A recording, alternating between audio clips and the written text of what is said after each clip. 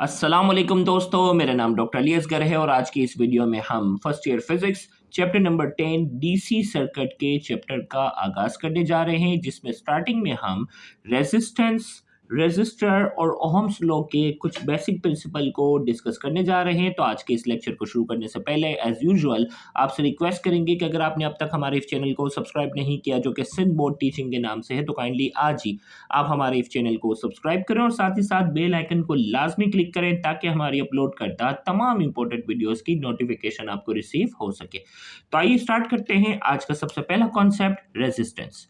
Resistance क्या है?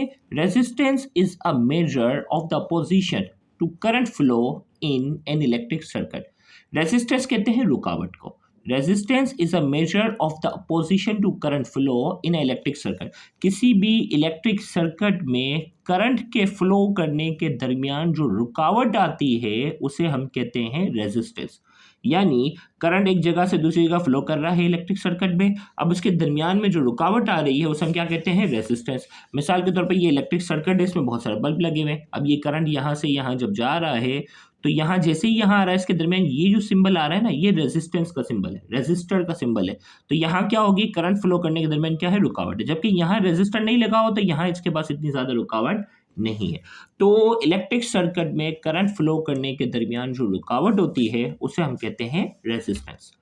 अब रेजिस्टेंस जो है हम स्पेशली लगाते हैं, इसमें हम बाकायदा रेजिस्टर एक डिवाइस हम लगाते हैं जो रेजिस्टेंस कोज करता है। In electronic circuit resistor usually serve two main purpose. अब रुकावट करंट फ्लो करने के दरमियान हम रुकावट क्यों लगाते हैं? इसके दो पर्पस हैं। Limit the current flow to a specific value, ताकि एक पर्टिकुलर रुकावट लगा के हम क्या कर सके? करंट को जो है वो लिमिट कर सके। क्योंकि अगर रुकावट नहीं होगी तो करंट बहुत सारा गुजर जाएगा, तो फिर क्या होगा? प्रॉब्लम क्रिएट हो जाएगी। Provide a desired reduction in voltage और करंट, और इस रेजिस्टेंस की मदद से हम जो है वो वोल्टेज में कमी ला सकते हैं, करंट में क्या कर सकते हैं? कमी ला सकते हैं।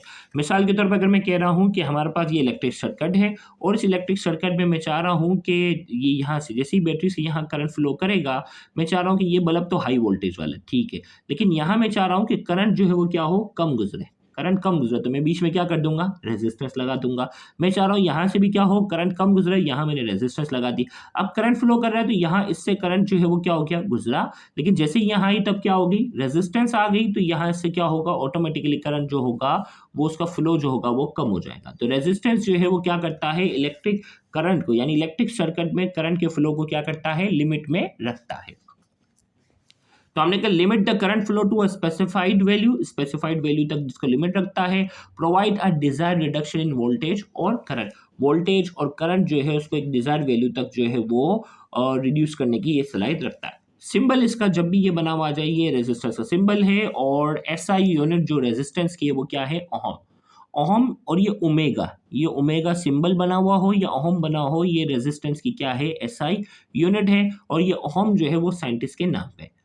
George Simon Ohm first observed the relationship between current and voltage, which is now called Ohm's law. George Simon Ohm जो है वो साइंटिस्ट का नाम है, उसने सबसे पहले करंट और वोल्टेज के दरमियान जो है वो रिलेशनशिप को ऑब्जर्व किया, which is now called Ohm's law, जिसे हम क्या कहते हैं? जिसे हम Ohm's law कहते हैं।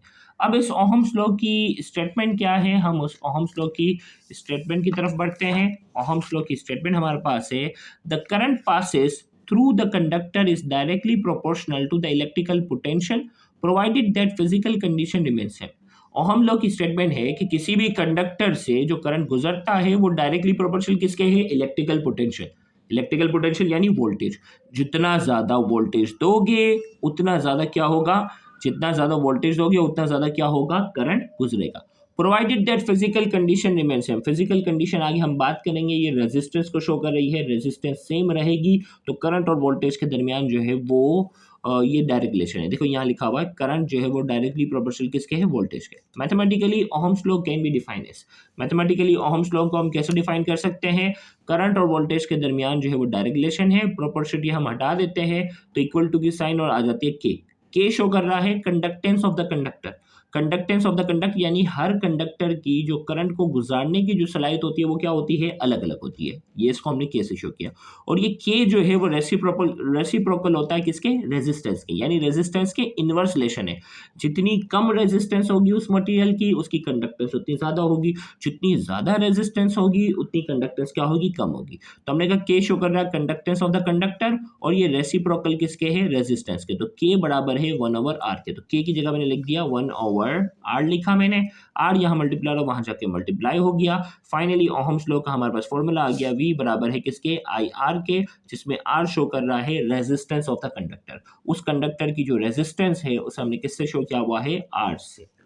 इंशाल्लाह फिर नेक्स्ट लेक्चर हमारा जो होगा उसमें हम फैक्टर्स को डिस्कस करेंगे और बाकायदा इसका फॉर्मूला ड्राइव करेंगे, factors on which resistance depend. Resistance जो है वो किन किन फैक्टर्स पर डिपेंड करता है, उन सारी चीज़ों को हम डिस्कस करने जा रहे हैं नेक्स्ट लेक्चर में, तो उसको भी देखना मत भूलिएगा। Thank you very much. अल्लाह हाफ़िज़।